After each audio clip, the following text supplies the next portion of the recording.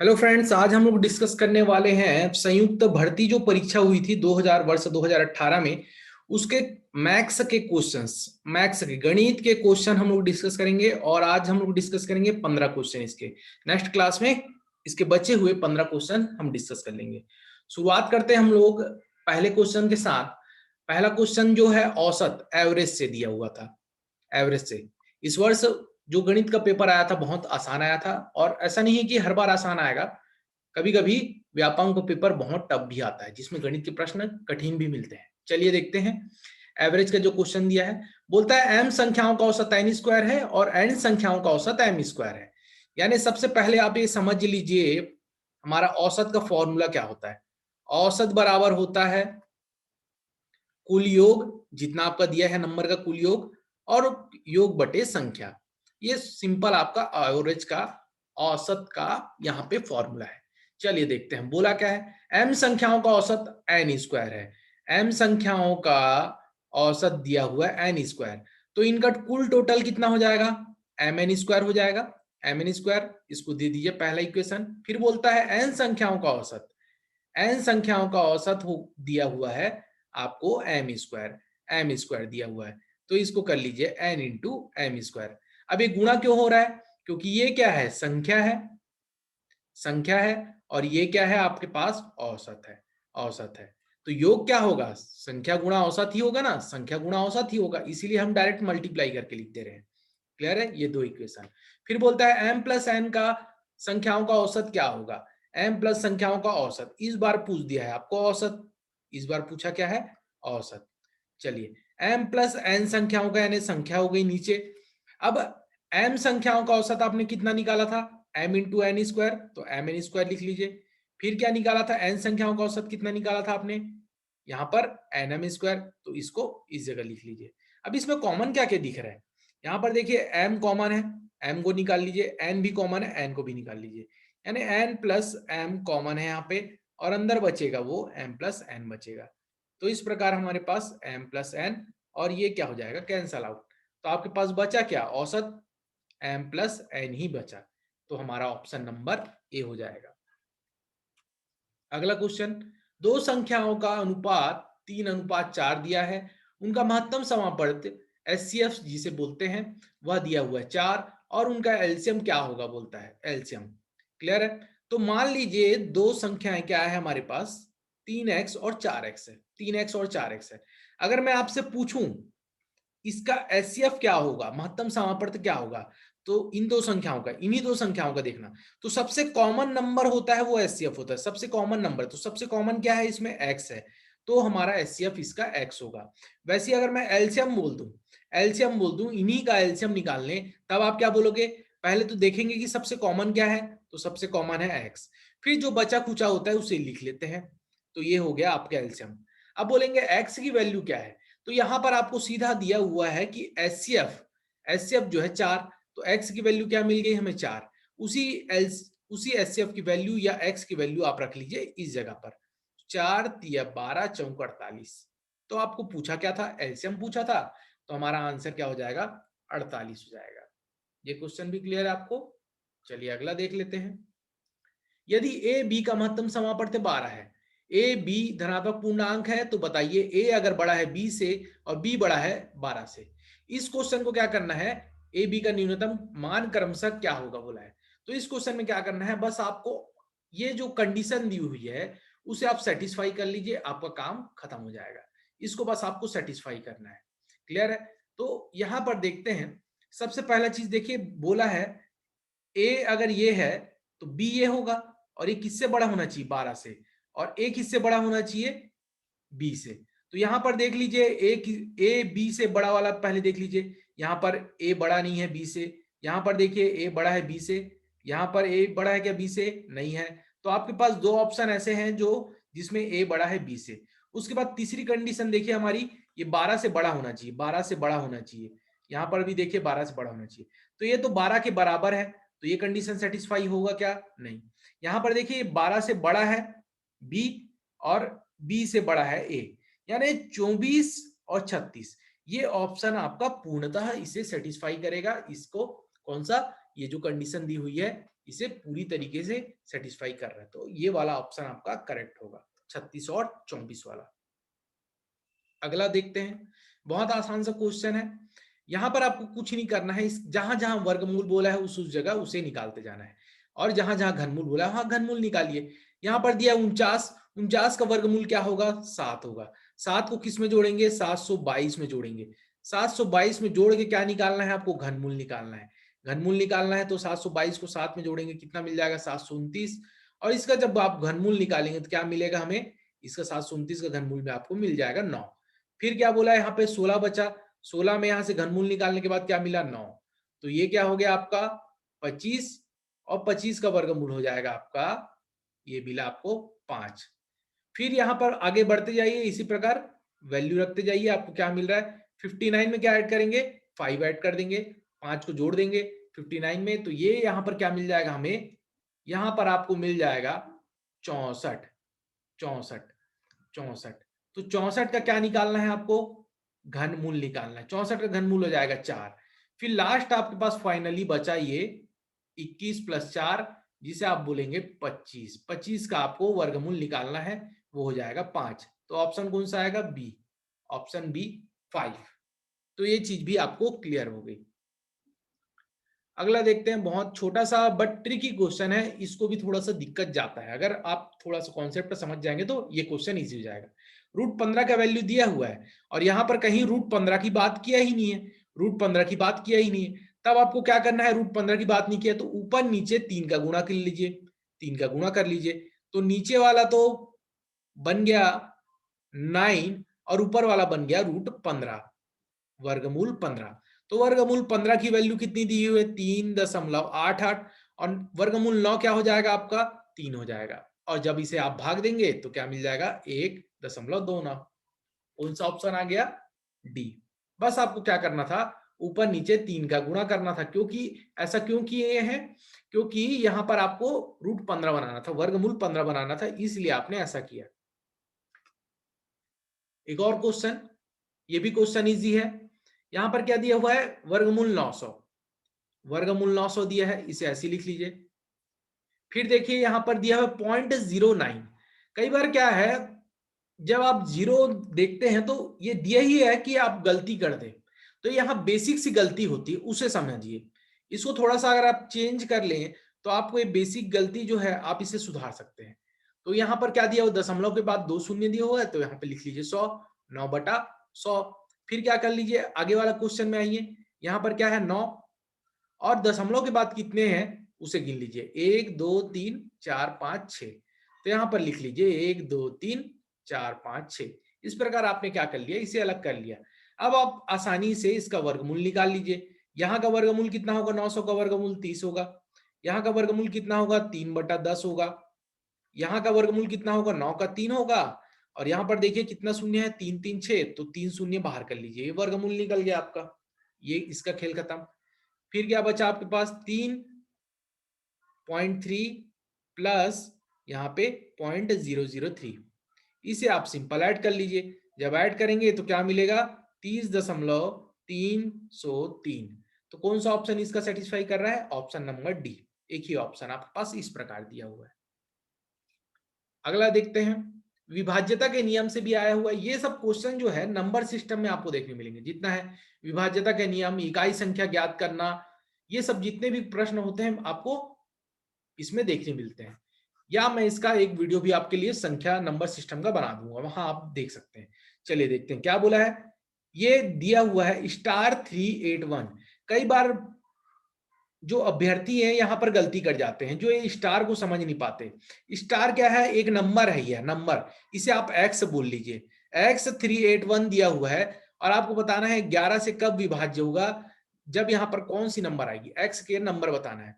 Clear है? तो आपको ये पता होना चाहिए कि 11 से विभाज्यता का नियम क्या बोलता है। 11 से विभाज्यता का नियम ये बोलता है, अगर कोई संख्या है, मान लीजिए ABCDE कोई संख्या है, अगर ये संख्या है तो 11 से कब विभाज्य होगा? 11 से तब विभाज्य होगा जब इसका अल्टरनेट एक को छोड़ के जो नंबर है उसे आप जब जोड़ेंगे, ACE, जैसे आप इसे जोड़े और बचे हुए नंबर से घटा दे, तो बी और डी अल्टरनेट, एक एक को छोड़कर बी प्लस डी, जब आप इसे घटाते हैं तो जो संख्या प्राप्त होगी वो तो 11 प्राप्त होनी चाहिए या तो 0 प्राप्त होनी चाहिए, तभी ये 11 से विभाज्य होगा या भाज्य होगा। तो यहां पर देख लेते हैं हमारे पास क्या कंडीशन है। तो यहां पर दिया हुआ है x381 अल्टरनेट नंबर ले लीजिए और उसे जोड़ लीजिए। तो यहां पर क्या होगा, x प्लस 8 माइनस कितना होगा 3+1। जब आप इसे सॉल्व करेंगे तो यहां पर मिलेगा x प्लस 8 और यहां क्या मिल गया 4, यहां पर मिल गया आपको 4। बट अब आप बोलेंगे कि यहां पर शून्य तो आ नहीं रहा है, शून्य लाने के लिए क्या करना पड़ेगा, शून्य नहीं आएगा, परंतु यहां पर एक ऐसा मान रख सकते हैं ताकि जिसमें 4 घटे और 11 मिल जाए। तो यहां से ऑप्शन उठाते जाइए, जब आप 6 रखेंगे x की वैल्यू 6 रखेंगे तो क्या होगा 8 से 14, 14 में से 4 गया 10 आएगा। फिर आप 5 रखेंगे, 5 में तो आएगा ही नहीं, 1 में भी नहीं आएगा। ओनली 7 ऐसा ऑप्शन है जिसे आप यहाँ पे रखेंगे 7 8 15, 15 में 4 गया कितना होगा, 15 में 4 गया 11। तो हमारा कौन सा ऑप्शन सेटिस्फाई कर रहा है, 7 को अगर आप x की जगह रख दें या 7381 नंबर जो है ये 11 से विभाज्य होगा। क्लियर है। तो इस तरह से आप 11 के विभाज्यता का नियम सॉल्व कर सकते हैं। तो ये था छोटा सा क्वेश्चन था, बट इससे बड़े बड़े क्वेश्चन भी एग्जाम में आते हैं। चलिए एक और प्रश्न यहां पर बोलता है 2 का पावर 50 है, 3 का पावर 40 और 4 का पावर 30 और 5 का पावर 20। बोला है सबसे बड़ी संख्या बतानी है। ठीक है, बिल्कुल ध्यान से देखना है आपको, आसानी से इसका आंसर आप निकाल सकते हैं। 2 का पावर 50 लिखा है, 3 का पावर 40 लिखा है, 4 का पावर 30 लिखा है और 5 का पावर 20। सबसे बड़ी संख्या कौन सी है, सबसे बड़ी संख्या कौन सी है।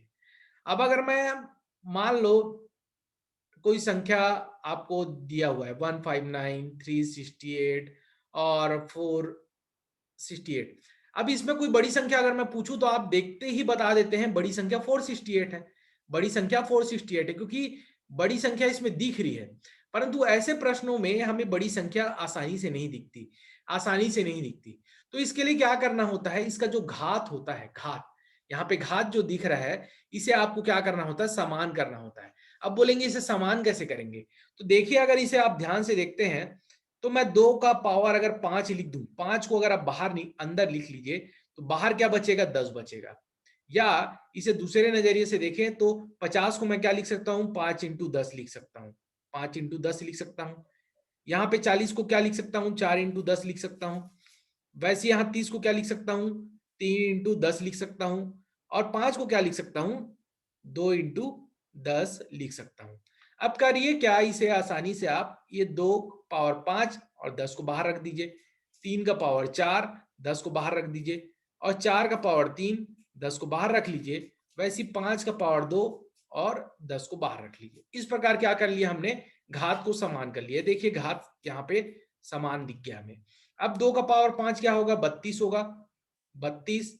3 का पावर 4 क्या होगा, 81, यहाँ पे 10 लिख लीजिए। वैसे 4 का पावर क्या होगा, 64, यहाँ पे 10 लिख लीजिए। 5 का पावर 25। अब देखिए फ्रेंड्स, आप एकदम बहुत ही आसानी से, कोई ज्यादा यहाँ पे टफ नहीं है। अब आप आराम से बता सकते हैं 32, 81, 64, 25 में कौन बड़ा है। तो आप बोलेंगे ये बड़ा है, 81 बड़ा है। तो 81 के लिए कौन सा है, 30, 3 का पावर 40। तो आंसर क्या हो जाना चाहिए, 3 का पावर 40। 3 का पावर 40 जो है सबसे बड़ी संख्या। अब इसी में पूछ देता छोटा क्या है, तो छोटा बोलता तो 25 वाले को ले लेते, जो दिखने में तो बड़ा दिख रहा था, यहाँ पे शुरुआत जब किए थे तो बड़ा दिख रहा था, बट यही सबसे छोटा है। तो आपको इन सब क्वेश्चन में क्या करना होता है, घात को बराबर कर लेंगे। घात को बराबर करके आप आसानी से छोटा बड़ा बता सकते हैं, छोटा बड़ा बता सकते हैं। चलिए अगला प्रश्न देखते हैं। अगला प्रश्न बोलता है 4 क्रमागत अभाज्य संख्या है जो आरोही क्रम में है। आरोही क्रम यानी छोटे से बड़े में। तो उनमें पहली 3 का गुणनफल 385 है, तो अंतिम 3 का गुणनफल 1001 है। तो बताइए बड़ी अभाज्य संख्या क्या होगी। सबसे पहला चीज, अभाज्य संख्या क्या होती है इसको जान लीजिए। अभाज्य संख्या वह होती है जो खुद से भाग जाएगी या एक से भाग जाएगी, खुद से या एक से भाग जाएगी। और सबसे छोटी अभाज्य संख्या होती है 2। इतने चीजों को आप जान लीजिए। और अभाज्य संख्या कैसे कैसी होती है, 3 है, 5 है, ये 7 है। ये सब खुद से भाग जाती है और 1 से भाग जाती है, इसके अलावा किसी से भाग नहीं जाती। तो ये हो गया प्राइम नंबर या अभाज्य संख्या। क्लियर है? तो चलिए देखते हैं। मान लीजिए आपके पास 4 अभाज्य संख्याएं हैं, A B C D. Clear है? और बोलता है प्रथम 3 का गुणनफल। प्रथम 3 का गुणनफल आपको दिया हुआ है 385। और दूसरा क्या दिया हुआ है, अंतिम 3 का गुणनफल। ये प्रथम 3 का गुणनफल हो गया। अब अंतिम 3 का गुणनफल ले लीजिए। अंतिम 3 का गुणनफल लेंगे तो क्या मिलेगा हमें, बी इंटू सी इंटू डी दिया हुआ है 1001 दिया हुआ है, 1001 दिया हुआ है। तो यहां पर हुआ पहला इक्वेशन, दूसरा इक्वेशन। आपको करना क्या है, इन दोनों को भाग दे दीजिए, इन दोनों को भाग दे दीजिए। जब भाग देंगे तो बी सी कैंसल आउट हो जाएगा और बचेगा क्या, देखिए तो ए बटा डी, और ये बचा आपके पास 385 और 1001, इतना ही आपके पास बचा। अब ये देखिए कौन से नंबर से कटेगा, इसे काट लीजिए। इसे काटेंगे तो आपका कटने के बाद कितना आएगा उसे देख लीजिए। जब 385 और 1001 को आप जब काटते हैं, 385 और 1001 को काटेंगे तो आपको कंप्लीटली जो नंबर मिलेगा वह मिलेगा 5/13, 5/13। क्लियर है? और किसी को अगर समझ में नहीं आ रहा है कैसे कटेगा तो इसको आप शुरुआत में काट सकते हैं आसानी से। 13 का पहाड़ा पढ़ेंगे, 13 के पहाड़े में कट जाएगा, 13 के पहाड़ा में इसमें आसानी से काट सकते हैं, या 7 में भी कट जाएगा। क्लियर है? तो यहां पर मिल गया आपको 5/13। 5/13 यानी मैं बोल सकता हूं ए का जो मान है वह है 5 और बी का मान, डी का मान आपको क्या दिख रहा है, 13। ए का मान यहाँ पे क्या दिख रहा है 5 और डी का मान मिल गया 13। तो मैं ये बोल सकता हूं ये अगर 5 है तो ये हो गया 13। तो सबसे बड़ी संख्या कौन सी है, सबसे बड़ी अभाज्य संख्या बोला है 13। क्लियर है? और ये बीच की संख्या भी आप निकाल सकते हैं आसानी से। यहां पर हो जाएगा आपका 5 के बाद कौन सी होती है संख्या, 7, और ये हो जाएगा आगे आपका 11। 11, 7 के बाद सीधे 11 होती है। तो ये चारों संख्याएं आप निकाल चुके हैं, और बड़ी संख्या बोलता तो 13, छोटी संख्या बोलती तो 5, बट अभी पूछा है बड़ी संख्या, तो आंसर हो जाएगा 13। अगला क्वेश्चन, ये वाला क्वेश्चन जब व्यापम के पेपर में आया था तो ये क्वेश्चन थोड़ा सा एरर था, इस क्वेश्चन में एरर था। इसका जो इंग्लिश वाला वर्जन था उसमें सही दिया हुआ था, बट ये हिंदी में इसमें एरर था। फिर भी मैं आपको बता देता हूं इसमें क्या दिया हुआ था। इसमें बोला था कि 60 वस्तुओं को बेचकर 60 वस्तुओं का विक्रय मूल्य 60 वस्तुओं का विक्रय मूल्य 15 वस्तुओं के लाभ के बराबर है। ये इसका करेक्ट क्वेश्चन दिया हुआ था जिसको आपको सॉल्व करना था। तो 60 वस्तुओं को बोला था, 60 वस्तुओं को बेचकर 15 वस्तुओं के लाभ के बराबर इसमें दिया हुआ था। अब इसमें करना क्या था, करना क्या था, अगर आप देखें, आपको अगर क्रय मूल्य निकालना हो, क्रय मूल्य निकालना हो तो सबसे पहले देखिए लाभ, लाभ बराबर होता है हमारा क्या, विक्रय मूल्य माइनस क्रय मूल्य। ये करेक्ट क्वेश्चन के अकॉर्डिंग बता रहा हूं, जो इंग्लिश के इसी का जो इंग्लिश वर्जन है उसमें दिया हुआ है, इंग्लिश वर्जन में। तो लाभ बराबर होगा, लाभ बराबर, लाभ कितना है हमारे पास 15 और विक्रय मूल्य कितना है हमारे पास 60। तो क्रय मूल्य, क्रय मूल्य आपको निकालना है। क्रय मूल्य बराबर क्या हो जाएगा 60 माइनस 15, तो ये हो गया आपका 60 माइनस 15 45। तो ये निकल गया, आपका क्रय मूल्य भी निकल गया। अब आपको पूछा क्या, लाभ प्रतिशत पूछा, लाभ प्रतिशत। लाभ प्रतिशत क्या होता है, विक्रय मूल्य माइनस क्रय मूल्य, और लाभ हमेशा किस पे निकाला जाता है, लाभ या हानि क्रय मूल्य पर ही निकाला जाता है, इंटू 100 कर लीजिए। तो यहां पर जब विक्रय मूल्य माइनस क्रय मूल्य करेंगे तो आपको मिलेगा 15, और क्रय मूल्य कितना मिला है, क्रय मूल्य 45 इंटू 100, 15 तिया 45 और 100 इसको जब डिवाइड करेंगे तो 33, 1/3%। तो ऑप्शन नंबर बी ठीक है। तो यहां पे ये क्वेश्चन पूरा कंप्लीट नहीं था, इंग्लिश वाले में कंप्लीट दिया हुआ है। चलिए अगला देखते हैं। एक व्यक्ति ने 240 वस्तुएं 9 रुपए प्रति दर्जन के हिसाब से खरीदे, उन्हें 1 रुपए प्रति वस्तु के हिसाब से बेचता है, तो बताइए लाभ प्रतिशत क्या है, लाभ प्रतिशत को पूछा है। तो यहां पर आपको देखिए, यहां पर आपको 240 की जरूरत है ही नहीं, यहां पर आपको देखना है 9 रुपए प्रति दर्जन, यानी 12 वस्तुओं को, 12 वस्तु को वो कितने में बेचता है, 9 रुपए में बेचता है। तो बताइए एक वस्तु का रेट कितना होगा, एक वस्तु का रेट कितना होगा, एक वस्तु का रेट हो जाएगा 9/12 रुपए, या बोल सकता हूं मैं 3/4 रुपए, एक वस्तु का रेट निकल गया। फिर बोलता है वह उन्हें 1 रुपए प्रति वस्तु की दर से बेचता है। ये क्या था आपका, क्रय मूल्य था। अब विक्रय मूल्य निकाल रहे हैं। विक्रय मूल्य क्या बोला है, एक वस्तु को प्रति वस्तु बोला है, तो एक वस्तु का 1 रुपए में बेचा है, 1 रुपए में। तो अभी मैंने बताया था लाभ प्रतिशत का फॉर्मूला क्या होगा, लाभ प्रतिशत का फॉर्मूला विक्रय मूल्य, विक्रय मूल्य माइनस क्रय मूल्य बटे क्रय मूल्य, विक्रय मूल्य माइनस क्रय मूल्य बटे क्रय मूल्य।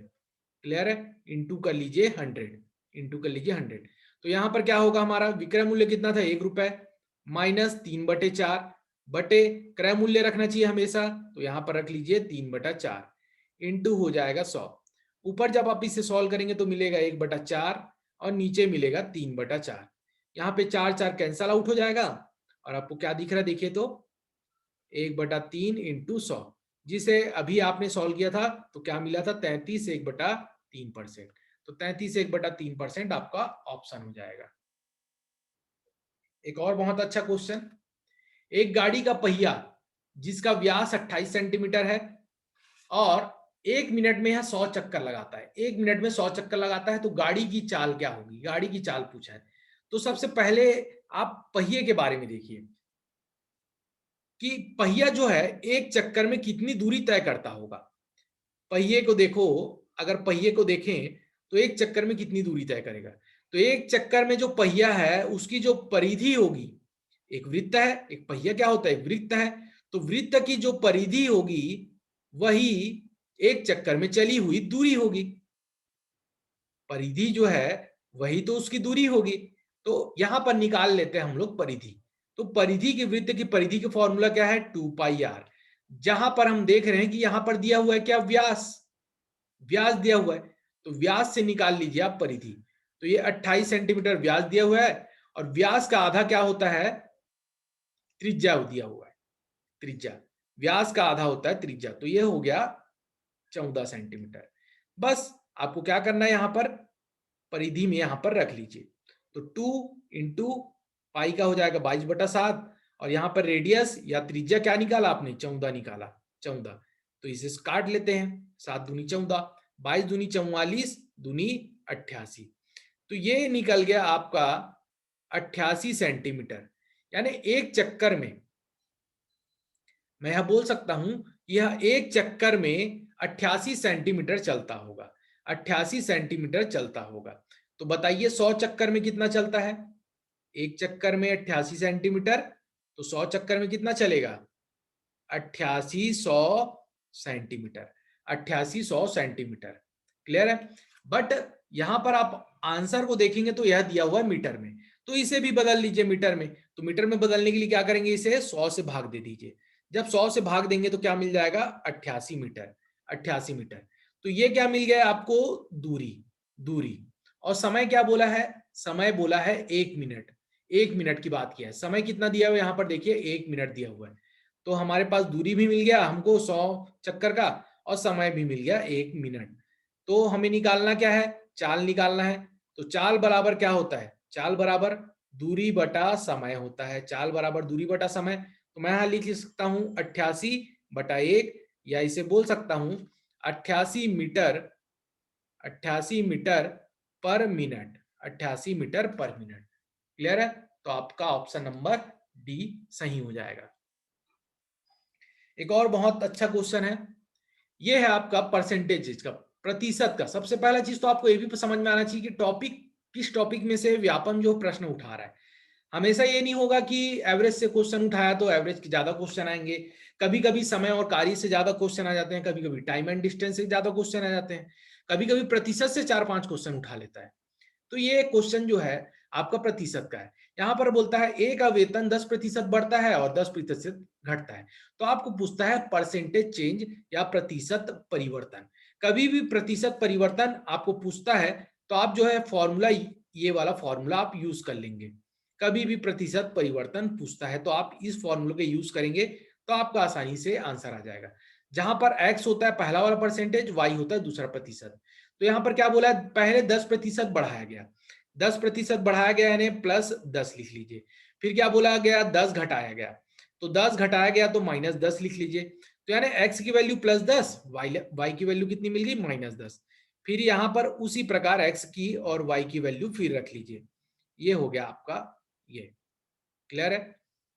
ये इस प्रकार आपने सॉल्व कर लिया। अब यहाँ पर 10 कैंसिल हो गया और यहाँ क्या हो जाएगा, 0 0 कैंसिल आउट, और फाइनली आपको मिलेगा ओनली 1, जिसे यहाँ पर माइनस से डिनोट करेगा, -1% बचेगा। तो माइनस क्या डिनोट कर रहा है, यहाँ पर देखिए 1% कमी और 1% वृद्धि भी दिया हुआ है, 1% कमी और 1% वृद्धि भी दिया हुआ है। तो यहाँ पर ये माइनस यह बताएगा कि 1% की कमी हो रही है, 1% की कमी। तो ऑप्शन कौन सा ले लेंगे आप, 1% कम की कमी वाला ऑप्शन। क्लियर है। कई बार मैक्सिमम टाइम ये होता है कि 10% को 10% में घटा देते हैं और अभ्यर्थी जो है क्या करते हैं, 0% लगा के आते हैं। 0% नहीं होगा, इसमें 1% का कमी होगा। फिर एक और क्वेश्चन, एक कर्मचारी की मजदूरी कंपनी में 20% की कटौती की गई है, पुनः पहली मजदूरी के बराबर लाने के लिए मजदूरी में कितनी प्रतिशत की वृद्धि करनी पड़ेगी, वृद्धि करनी पड़ेगी। ये एक सिंगल परसेंट वाला क्वेश्चन है, सिंगल परसेंट वाला क्वेश्चन है। 1% दिया रहता है, हमेशा इसका एक तरीका रहता है कि 1% दिया रहेगा बढ़ा के और बोलेगा कितना परसेंट घटाया गया, या तो 1% कितना यहाँ पे घटाया गया तो बताइए कितना प्रतिशत वृद्धि किया गया। कभी कमी देगा तो वृद्धि पूछेगा और वृद्धि देगा तो कमी पूछेगा। बिल्कुल ये सिंगल परसेंट वाले का एक ही कॉन्सेप्ट आता है। चलिए अभी क्या बोला है उसको देखते हैं। मान लीजिए पहले मजदूर का जो वेतन है 100 रहा होगा, कितने का वृद्धि किया गया, +20% का। नहीं, यहां कटौती बोला है, कटौती, तो यहां कीजिए -20% का कटौती, -20% का कटौती किया गया। तो कटौती के अनुसार क्या हो जाएगा, ये 80 हो जाएगा। फिर बोला कितना वृद्धि किया जाए कि बराबर हो जाए पहले के वेतन की जितना बराबर हो जाए। तो यहाँ पे +20% का ही तो वृद्धि करेंगे, +20% का वृद्धि करेंगे तभी तो ये चीज होगी। अगर वृद्धि कर रहे हैं तो किस में कर रहे हैं आप, पहले तो 100 में किया गया था, बट अब वृद्धि की जाएगी 80 में। इसलिए आप लिख लीजिए 20 को 80 में वृद्धि की गई, 20 को जो है 80 में वृद्धि की गई, तो 20/80 इंटू 100, तो ये हो गया 20/4 और ये कितना मिल गया आपको, 25%। यानी आप क्या है मजदूरी में पुनः उसी मजदूरी में लाना है तो आप क्या कीजिए 20% की 25% की यहां पर वृद्धि कर लीजिए, 25% की यहां वृद्धि कर लेंगे तो आपका आंसर आ जाएगा।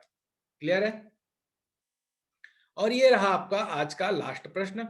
लास्ट प्रश्न जो औसत का एक और प्रश्न आपको देखने मिल गया।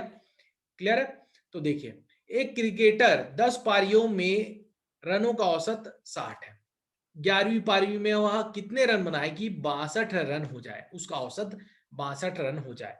तो मैं जैसे कि बताया था कि औसत औसत इंटू जो संख्या होती है वो क्या होती है, कुल योग होती है, कुल योग, उसका कुल टोटल क्या होता है, योग, औसत इंटू संख्या।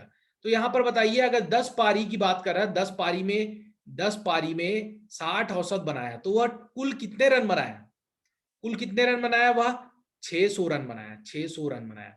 ठीक है। तो यहां पर औसत इंटू संख्या की तो क्या मिला, 600 रन। वैसे ही बोलता है जब 11वीं पारी यानी 11वीं पारी में वो कितने रन बनाए, तो उसका रन औसत 62 हो जाए, बढ़कर 62 हो जाए। कितना पारी, 11 पारी कुल खेलेगा, तो 11 पारी खेला 62 एवरेज रहा, तो कुल इसका कितना हो जाएगा, देखिए टोटल रन कितने बना लेगा, या 11 दूनी 22, 2 11 छक्के 66, 68। तो कुल रन वह जब 62 के औसत से बनाएगा 11वीं पारी में तो कुल टोटल हो जाएगा 682। अब यहां पर देखिए जब वह 10 पारी खेला था तो 600 रन बनाया था। जैसी एक पारी, यहां पर देखिए एक पारी वह ज्यादा खेला, एक पारी ज्यादा खेला, तो यहां पर परिवर्तन कितना दिखा, तो परिवर्तन आपको दिखा 600 माइनस 682 माइनस 600 का, मीन्स 82 रन उसने एक्स्ट्रा बनाया एक पारी में, एक पारी में 82 रन एक्स्ट्रा बनाया, यानी 11वीं पारी में उसने 82 रन बनाया होगा, जो आपका आंसर हो जाएगा। क्लियर है। ये आपका टोटल 15 क्वेश्चन मैंने कंप्लीट करा दिया, 15 क्वेश्चन आपके कंप्लीट हो गए। इसी प्रकार अगले जो इसका नेक्स्ट पार्ट है, अगला जो भाग आएगा उसमें हम अगला 15 क्वेश्चन देखेंगे। तो इसी के साथ यह वीडियो मैं समाप्त करता हूं। मिलते हैं अगले वीडियो में, जहां पर इसके अगले क्वेश्चन देखेंगे। धन्यवाद।